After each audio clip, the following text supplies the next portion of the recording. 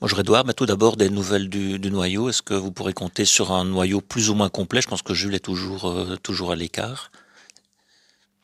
Oui, dans l'ensemble, en principe, on aura un noyau qui sera plus ou moins complet. On est encore là à 48 heures du match, donc il y a quelques petits doutes. La semaine d'entraînement a été super intéressante, très intense. Donc il y a eu pas mal de contacts à l'entraînement qui ont causé l'un ou l'autre coup, qui pour nous est super positif de voir cet engagement là, suite à notre match du week-end passé. Ça a été important de remettre cette intensité positive dans nos séances depuis le début de semaine. Donc il faudra juste voir là un ou deux joueurs, mais en principe c'est rien de grave pour ceux-là qui sont concernés. Mais en effet, Jules il poursuit sa revalidation. Il a accéléré un peu le rythme de celle-ci au cours de cette dernière semaine. Et puis on a quelques jeunes Mehdi Boukwamir, dont l'opération a été réussie ici en début de semaine. Fabio qui revient aussi de son opération et avance bien. Et Anthony Descott qui souffre à la cheville. Donc c'est les trois jeunes plus Jules. Encore un mot quand même sur Jules. Est-ce que vous espérez le récupérer? Le but c'est quoi? C'est de le préparer pour les playoffs, si c'est playoffs. Alors, le but, c'est de le récupérer le plus vite possible, mais le mieux possible. Et on sait que c'est encore une question maintenant de quelques semaines avant qu'il soit à 100%. Et comme toujours, comme depuis le début euh, de la collaboration ici avec le staff médical, toujours dans l'idée de faire les choses à 100%. On ne veut jamais aller trop vite parce que ça ne fait que créer plus de problèmes à long terme. Donc ici, vraiment tout faire pour qu'il puisse revenir le plus vite possible et le mieux possible pour la fin de saison.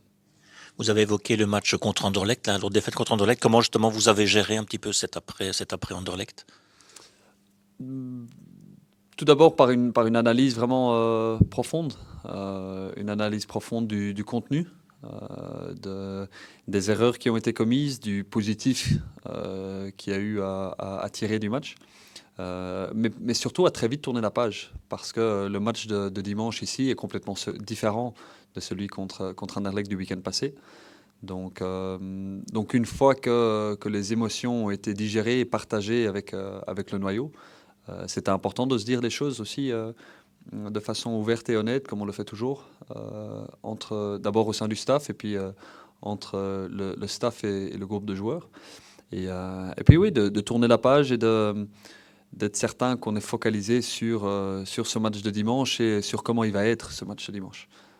Comme je dis, les particularités de ce match-ci sont complètement différentes, avec une équipe qui est beaucoup plus directe, avec un style de jeu donc et des forces qui sont autres que celles qu'on a dû gérer le week-end passé. Alors, bonjour, une question par rapport à Rio, mais qui vaut peut-être aussi pour Loïc Bessilé. Est-ce que tu envisages de leur donner du temps de jeu dimanche pour qu'ils récupèrent justement un peu de rythme? Ou est-ce que tu te dis autant être entre guillemets prudent pour éviter une éventuelle rechute et qu'ils soient vraiment alors prêts et dispo et plus fit pour les playoffs? Non, il est hors de question de donner du temps de jeu, que ce soit ici dimanche ou depuis le début, on n'a jamais réfléchi en termes de donner du temps de jeu à un joueur pour qu'il puisse se sentir bien. C'est aussi l'idée qu'on a avec nos séances d'entraînement et notre méthode, c'est que l'intensité des séances d'entraînement permet aux joueurs d'être à 100% fit. Et ici, ça fait maintenant, je dirais, ça fait 3 semaines que Rio est à 100%. Ça fait 2 semaines que Loïc est à 100% fit. Il était parti en sélection avec le Togo, il avait joué. Donc, non, pour les deux ici, ils sont à 100% fit et ils rentrent en ligne de compte pour une titularisation comme Ali, comme Anas, qui ont été sur le banc lors des derniers matchs. Donc, non, vraiment, là, ça a été super intéressant et super riche pour tout le monde de voir à quel point les places sont chères ici cette semaine à l'entraînement et de voir l'envie qu'il y a eu sur le terrain pour que chacun se batte pour sa place pour être titulaire ici. Le billet pour les Europe Playoffs est quasiment en poche. Est-ce que c'est peut-être pas ça un petit peu le danger, justement, face à une équipe de deux Ultra Regames qu'on peut supposer, a priori, démobiliser? Un point, a priori, vous suffit, même peut-être moins, en fonction des résultats des adversaires. No way, non, jamais de la vie. Non, non, s'il y a bien une chose il y a aucun danger d'un laisser-aller, d'un quoi que ce soit.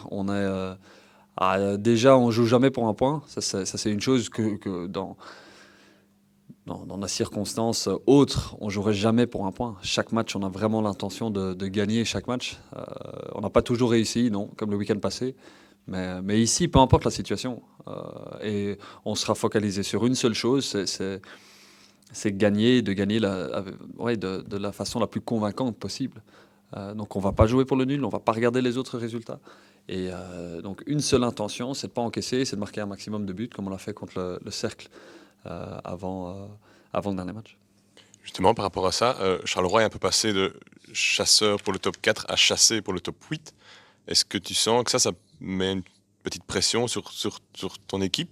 Parce qu'ici, bon, même si les circonstances sont pour l'instant très favorables, est-ce qu'il y a une éventuelle pression, oui, par rapport à ce match de dimanche? C'est beaucoup plus positif d'être chassé que chasseur, en tout cas. Et notre ressenti aujourd'hui est celui-là. On aurait voulu être chassé dans des positions qui étaient plus hautes, clairement. Et il y a eu un moment dans la saison où on aurait pu prendre quelques points qu'on n'a pas réussi à faire. Et donc, ça a fait que, oui, on s'est retrouvé dans cette position de chasseur par rapport aux 4 premières places. Et qui fait qu'aujourd'hui, on est dans cette position de chasser maintenant pour les playoffs Europe. Mais tant mieux, franchement, il y a rien à dire. Le fait de pouvoir nous décider de notre sort, de nous décider comment on va terminer le week-end et la phase classique du championnat, c'est quelque chose de très positif, je dirais, par rapport à notre saison dans l'ensemble. De pouvoir être là, de pas devoir dépendre d'autres équipes ou d'espérer quelque chose. Non, on décide. Nous, on va entamer là au coup d'envoi 18h30 avec des intentions qui sont super claires, l'envie d'aller vers l'avant, l'envie d'énergiser le public et de redonner quelque chose au public et de garder notre sort entre nos mains et de faire ça de façon hyper forte et hyper positive. On parlait de l'éventuel temps de jeu de Rio et Loïc. Il y a, je pense, si je dis pas de bêtises, 3 joueurs menacés de suspension. Est-ce que ça va influencer le 11 que tu aligneras en prévision d'une éventuelle suspension pour les playoffs? Non plus. Parce qu'on a géré d'autres suspensions à différents moments de la saison et si des suspensions doivent arriver, elles arriveront. Et là aussi, on a un noyau qui est assez large que pour les gérer. Si les 3 joueurs étaient amenés à être suspendus pour la suite, c'est comme ça. Et on le gérera à ce moment-là. On a de la compétition à toutes les places et on a toujours fait nos choix en fonction du moment présent, sans jamais calculer pour la suite. Ces calculs-là sont risqués et font que l'énergie avec laquelle on aborde le match peut être... je ne sais pas quel est le bon mot, mais c'est dangereux en tout cas de rentrer dans ces calculs-là. Est-ce qu'au-delà de la lutte pour le ticket européen, le fait de disputer ces playoffs, c'est aussi important pour la saison prochaine? Par exemple, si la saison se terminait maintenant, ce serait fort compliqué aussi peut-être pour la saison prochaine. Est-ce que c'est plus compliqué à préparer dans ce cadre-là? Je me suis même pas posé la question, mais j'imagine que oui. Franchement, j'ai à aucun moment envisagé que la saison puisse se terminer dimanche soir. Parce que j'ai pas envie qu'on se mette dans ces scénarios-là. Si ça devait arriver, on y pensera lundi matin et c'est tout. Mais non, c'est super important pour plein de raisons. Nous, on veut poursuivre, on veut pouvoir prolonger la saison sur une spirale qui est super positive. Parce qu'on sent là que ça fait 4 mois maintenant que cette équipe-ci est en place, que cette équipe-ci travaille et joue ensemble. Et donc les automatismes qui ne sont pas encore parfaits, mais on veut les rendre meilleurs.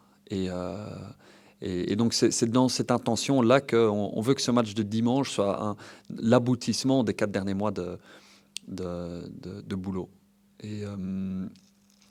Et que dimanche on puisse voir en fait tout ce qu'on a fait, tout ce qu'on a mis en place, tant au niveau tactique que des principes de jeu, que des intentions et de l'impact physique qu'on aura, que ça soit un aboutissement du chemin qu'on a parcouru depuis début janvier, depuis qu'on a formé ce groupe-ci.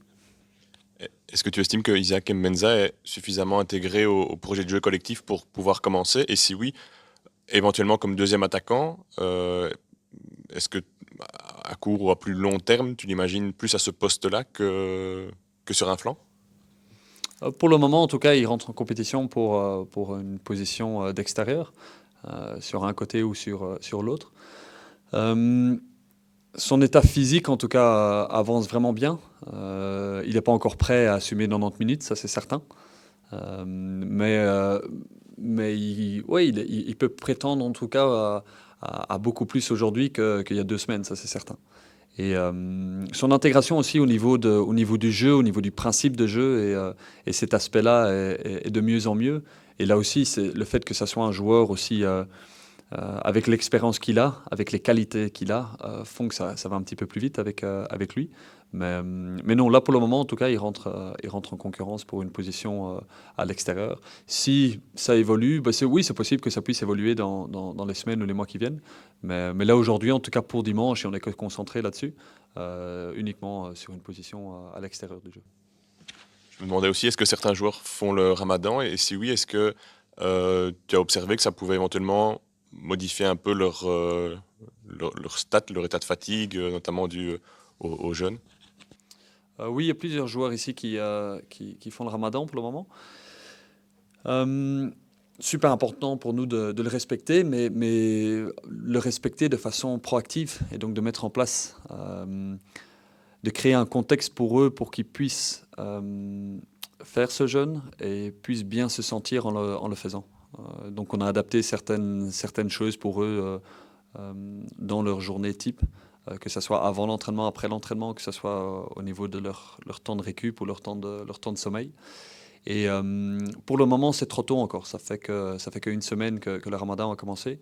Donc on suit attentivement toutes les données qu'on a pour être certain de pouvoir anticiper s'il y a des signes éventuels de fatigue.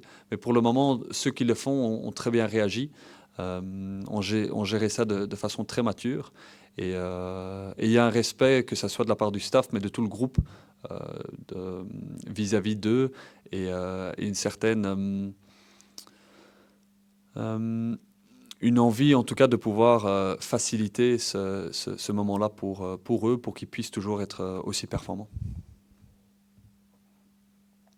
Merci beaucoup, à dimanche.